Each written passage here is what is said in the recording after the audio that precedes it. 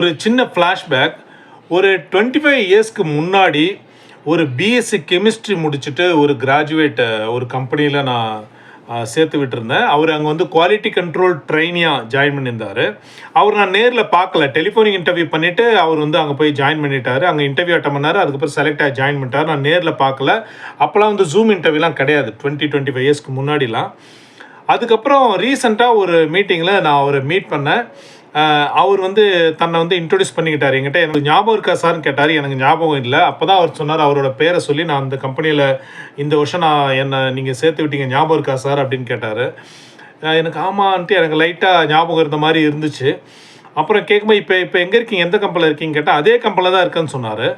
ரொம்ப ஆச்சரியமாக இருந்துச்சு. 25 இயர்ஸாக ஒரே கம்பெனியில் எப்படி அப்படின்னு கேட்டேன். இப்போ வந்து ஆனால் ஒரு பிளான்ட்டில், அந்த கம்பெனியோட இன்னொரு பிளான்ட்டு வேறு ஒரு லொக்கேஷனில் இருக்கிற ஒரு பிளான்ட்டில் he is heading total overall operations. அவர் தான் வந்து பிளான்ட் ஹெட்டாக இருக்கிறதா சொன்னார்.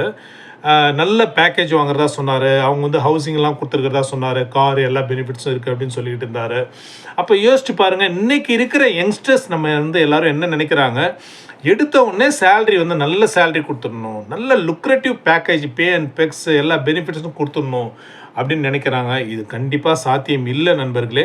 நம்ம புரிஞ்சுக்கணும், இண்டஸ்ட்ரிங்கிறது ஒரு பிஸ்னஸ். அவங்களுக்கு வந்து இதை வந்து ROIன்னு சொல்லுவாங்க, ரிட்டர்ன் ஆஃப் இன்வெஸ்ட்மெண்ட்டு. நம்மளை வந்து அப்பாயின்ட் பண்ணுறது மூலமாக கம்பெனிக்கு என்ன ரிட்டர்ன் ஆஃப் இன்வெஸ்ட்மெண்ட் இருக்குதுன்னு பார்ப்பாங்க.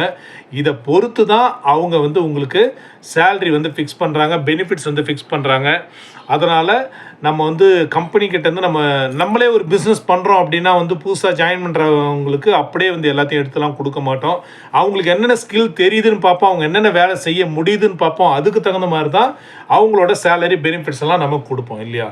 இதே தான் இண்டஸ்ட்ரிலையும். அப்போ இண்டஸ்ட்ரிக்கு நீங்கள் வரும்போது ஒரு ட்ரெயினியாக தான் நீங்கள் ஜாயின் பண்ணுறீங்க. அது கான்ட்ராக்ட்லேயோ, ஆஃப் ரோல்லையோ, ஆன் ரோல்லையோ எதுவாக இருந்தாலும் ஒரு ட்ரெயினியாக, ஒரு லேர்னராக, ஒரு பிகினராக தான் நீங்கள் ஜாயின் பண்ணுறீங்க. அதுக்கப்புறம் தான் நீங்கள் ஸ்டெப் பை ஸ்டெப்பாக கற்றுக்கிட்டு எவ்வளோ தூரம் கற்றுக்கிட்டீங்களோ அதுக்கு தகுந்த மாதிரி உங்களுக்கு ஆனுவல் அப்ரைசல் அப்படிலாம் இருக்குது, சேலரி இன்க்ரிமெண்ட் இருக்குது. இங்கே சரியாக இன்க்ரிமெண்ட் கொடுக்கல, சரியாக அப்ரைஸ் பண்ணலை, உங்களோட ஸ்கில்லுக்கு மதிப்பீடு சரியாக இல்லை அப்படின்னு நீங்கள் நினைக்கும் போது வந்து வேறு கம்பெனிக்கு போகிறீங்க. அங்கே போய்ட்டு ஒரு 3 இயர்ஸ் 5 இயர்ஸ் ஒர்க் பண்ணுறீங்க. அங்கேருந்து அப்புறம் வேறு ஒரு கம்பெனிக்கு போகிறீங்க. இப்படி வந்து அடுத்தடுத்த லெவலுக்கு நம்ம ப்ரொமோட் ஆகி போய்கிட்டே இருப்போம். அப்போ ஸ்டார்டிங் பாயிண்ட்டு எப்போதுமே நம்ம ஒரு விஷயம் நல்லா புரிஞ்சுக்கணும். எவ்வளோ நீண்ட பயணமாக இருந்தாலும் சரி, அது முதல் அடியை எடுத்து வைக்கும்போது தான் தொடங்குது. அப்போ வந்து ஒவ்வொரு கம்பெனியில் நீங்கள் முதல்ல ஒரு ட்ரெயினியாக ஜாயின் பண்ணும்போது ஸ்டெப் பை ஸ்டெப்பாக தான் நீங்கள் அடுத்தடுத்த ஸ்டெப்புக்கு போக முடியும். எடுத்தவொடனே உங்களுக்கு வந்து எக்ஸலண்ட்டான பே அண்ட் பெக்ஸ்லாம் கொடுக்கறதுக்கான வாய்ப்புகள் ரொம்ப ரொம்ப குறைவு. அப்படி கொடுக்கக்கூடிய நிறுவனங்கள் அவங்க எதிர்பார்க்குற விஷயங்கள்லாம் உங்கள்கிட்ட இருக்கான்னு பார்ப்பாங்க. கம்யூனிகேஷன் ஸ்கில் பார்ப்பாங்க, சப்ஜெக்ட் நாலேஜ் பார்ப்பாங்க, உங்களோட ஆட்டிடியூட் பார்ப்பாங்க, பிஹேவியர் பார்ப்பாங்க, நிறைய விஷயங்கள் பார்ப்பாங்க. சைக்கோமெட்ரிக் பேராமீட்டர்ஸ் எல்லாம் பார்த்து டெஸ்ட் வச்சு அனலைஸ் பண்ணி எடுப்பாங்க. இப்படி நிறைய விஷயங்கள் வந்து இருக்குது.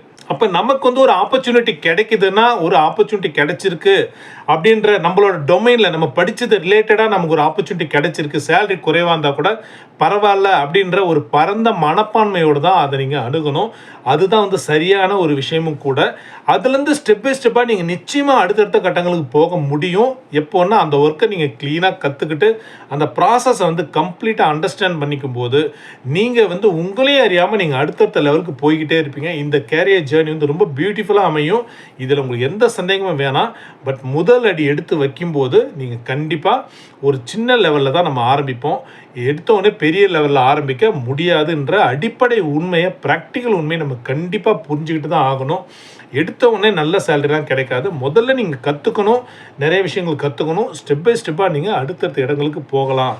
உங்களுடைய உயரம், உங்களுடைய கனவை நீங்கள் நிச்சயமாக ஒரு நாள் அடையலாம். அதுக்கு சில பல வருடங்கள் ஆகும் அப்படின்ற அடிப்படை உண்மையை நீங்கள் நிச்சயமாக புரிஞ்சுக்கிட்டு தான் ஆகணும். S Boss HRD channel.